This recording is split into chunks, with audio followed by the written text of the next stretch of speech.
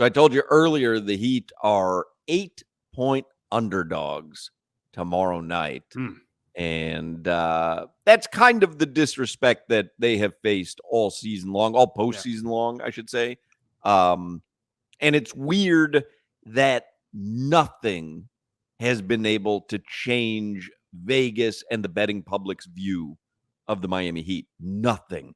Doesn't matter what you saw against Milwaukee. Doesn't matter what you saw against New York. Now, I do think Jason Tatum's Game 7 has something to do with it because I think a lot of people, betting public, maybe weren't exposed to the Celtics, so much during the season. And then all of a sudden, everyone's watching Game 7. It's a Sunday afternoon, and you see the Celtics do what they did to the Sixers, and you go, that team is on a mission. They can't be beat.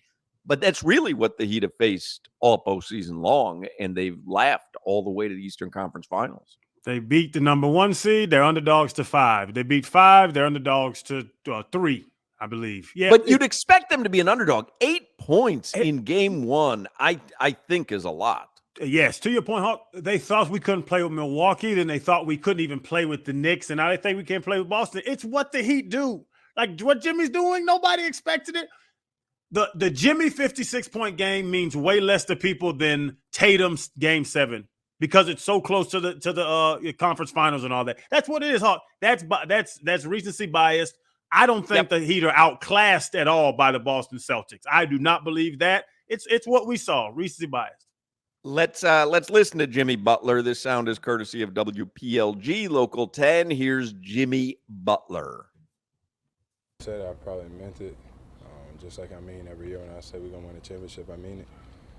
This year is our year. We're going to go into this Game 1 and do what we're supposed to do and be the first one to 4. Like I said, we're very capable of it. We have enough. Guys are playing some incredible basketball. I like our chances, as is everybody in this organization. He is so much fun to root for, and I love his confidence because it's not a stupid confidence. You know what I mean? It's not the Patrick Beverly, it's not the Dylan Brooks confidence where you can't back it up. Jimmy has done nothing but back it up. And man, until he's wrong about this stuff, you kind of have to believe him, right? If he says we're going to go out and win a championship, when you hear it from him, because he doesn't mince words, but he's not overboard braggadocious for just the sake of being braggadocious. When he says something, man, it hits. Jimmy is by far the leader of this team. Think about what he has that underdog mentality. The Heat were the A seed. They lost the first play-in game. The underdog mentality Jimmy gives to the teammates, gives to all these young, unproven guys, is that, hey, we're 8-point dogs of Game 1. Okay, we'll see. Watch this. It's just that, like you say, Hawk, it's not a a rambunctious arrogance. It's just okay.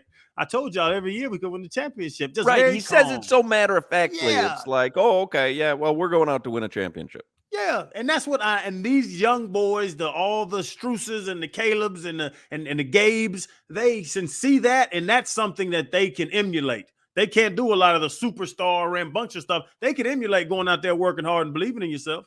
Would you like to guess the over-under on points, Solana, for Jason Tatum tomorrow night in Boston? 31.5. Crowder? 27. 29.5. Split the difference there. Yeah. Jimmy Butler, over-under on points for Yimmy. 28. 25.5. 27.5. You're getting good at this. 27.5. How about Bam? 17. That is right. 17.5. Easy Always work. 17.5. Easy work. Stay away. Not giving you any of the Celtics other than Tatum. Max Strus tomorrow night? 13. Same as it's been. 11. 11.5. Yeah. Kyle Lowry? 7. This might be the one that went up a bit, like 12, 12.5? 10.5. 10.5. And I think I would lean towards taking a Kyle Lowry over. He has shown you It's almost Goran Dragic from, was it the bubble season? The bubble season, yeah. Where it's just like, okay, he's getting older, but wait till you need a veteran. And you've seen it during the first two series with Kyle Lowry. But now you're in the Eastern Conference Finals, and he's been there before. I kind of like the Kyle Lowry over. I like that. And let's see, Gabe Vincent. 10. 8.5. 9.5. And Caleb Martin. 8. 9.5. 8.5. It's 8.5. 8.5. 8.5. So there you go. Heat Celtics tomorrow night. You will be able to hear the game. So these are all 8:30. All the Eastern Conference Finals games, Solana? Every game will be at 8:30. And just a little shameless plug here. Pre-heat, which is usually just 45 minutes prior to tip-off, we're going to extend it 15 minutes. So instead of starting at 7:15, just start it at 7. Make it a little bit easier for everybody. So pre-heat will start at 7. The Miami Heat pregame show with Tommy Tig, the Heat is on the radio, and Jax and Amy will start at 8, and then tip-off will be at 8:30 p.m.